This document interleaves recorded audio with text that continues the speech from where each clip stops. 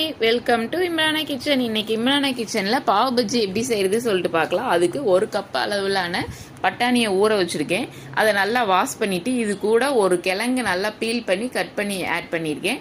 இது கூட 1/2 ஸ்பூன் அளவு உப்பு ஆட் பண்ணி ஒரு 10 விசில் கிட்ட வேக வச்சு எடுத்துக்கோ. இது கூட ஒரு கேரட்டும் போட்டு வேக வச்சு எடுத்துக்கிட்டேன். நான் நல்லா கரண்டியில் மசிக்கிற அளவு வேக வச்சு எடுத்துக்கணும். இந்த மாதிரி நல்லா இப்போ வெந்ததுக்கப்புறம் மசிச்சு வச்சுக்கிறோம். மசிச்சு வச்சதுக்கப்புறம் ஒரு நல்ல ஒரு அடிகனமான வடை சட்டியில் ஒரு கியூப் சைஸ் அளவு பட்டர் ஆட் பண்ணிட்டு ஒரு பெரிய வெங்காயத்தை குட்டி குட்டியாக கட் பண்ணி ஆட் பண்ணிக்கணும். அதை நல்லா வணக்கிடுவோம். இது வெங்காயம் நல்லா வணங்கும் போதே கூடவே ஒரு 1/2 குடமிளகா ஒரு தக்காளியை நல்லா ஃபைனாக சாப் பண்ணியிருக்கேன். அதையும் ஆட் பண்ணி நல்லா வணக்கணும். இது கூடவே ஒரு 1/2 டீஸ்பூன் அளவு இஞ்சி பூண்டு பேஸ்ட் போட்டு நல்லா வணக்கி எடுத்துக்கணும். இன்னைக்கு நான் இதுக்கு மசாலா என்னென்ன எடுத்திருக்கேன் அப்படின்னா 1/2 டீஸ்பூன் அளவு கஸ்தூரி மேத்தி, 1/2 டீஸ்பூன் அளவு மிளகாய்த்தூள், 1/2 டீஸ்பூன் அளவு ஜீரகத்தூள், 1/4 டீஸ்பூன் அளவு மஞ்சள் தூள், 1/2 டீஸ்பூன் அளவு கரம் மசாலா எடுத்திருக்கேன். இது கூடவே கொஞ்சமாக தண்ணி ஊற்றி நல்லா ஃபஸ்ட்டு மசாலாவை கரைச்சி எடுத்துக்குவோம்.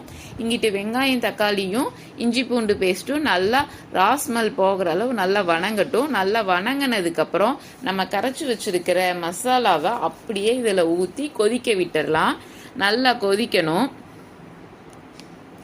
நல்லா கொதிச்சதுக்கப்புறம் நம்ம பட்டாணி உருளைக்கிழங்கெல்லாம் நல்லா மசிச்சு வச்சுருக்கோம்ல, அது கூட நான் கொஞ்சமாக தண்ணி ஊற்றி நல்லா கரைச்சி வச்சுருக்கேன். அதையும் நம்ம இதில் ஆட் பண்ணிக்குவோம்.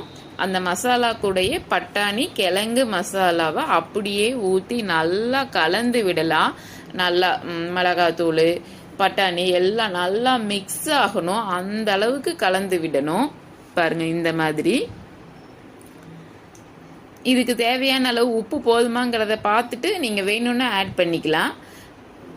அந்த மசாலா கூட உப்புமே போட்டு தான் நான் கரைச்சி வச்சுருக்கிறேன். உப்பு சொல்லாமல் விட்டுட்டேன். அப்புறம் இது நல்லா ஒரு 2-3 கொதி வந்ததுக்கப்புறம் ஒரு கியூப் சைஸ் அளவு பட்டர் போட்டு அடுப்பு ஆஃப் பண்ணி இறக்கி வச்சுருவோம். அதுக்கடுத்து நம்ம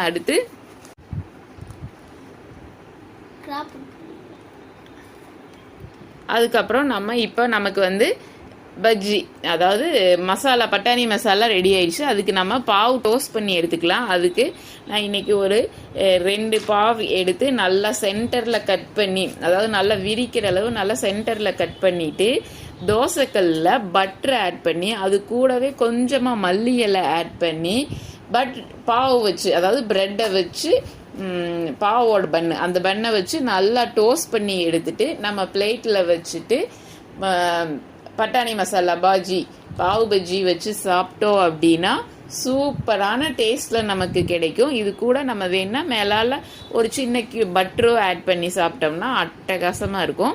நீங்களும் ட்ரை பண்ணி பாருங்கள். இந்த வீடியோ பிடிச்சிருந்துச்சுன்னா லைக் பண்ணுங்கள், ஷேர் பண்ணுங்கள், சப்ஸ்கிரைப் பண்ணுங்கள். மறக்காமல் பக்கத்தில் இருக்க பெல் ஐக்கானை கிளிக் பண்ணுங்கள். தேங்க்ஸ் ஃபார் வாட்சிங். Bye, take care.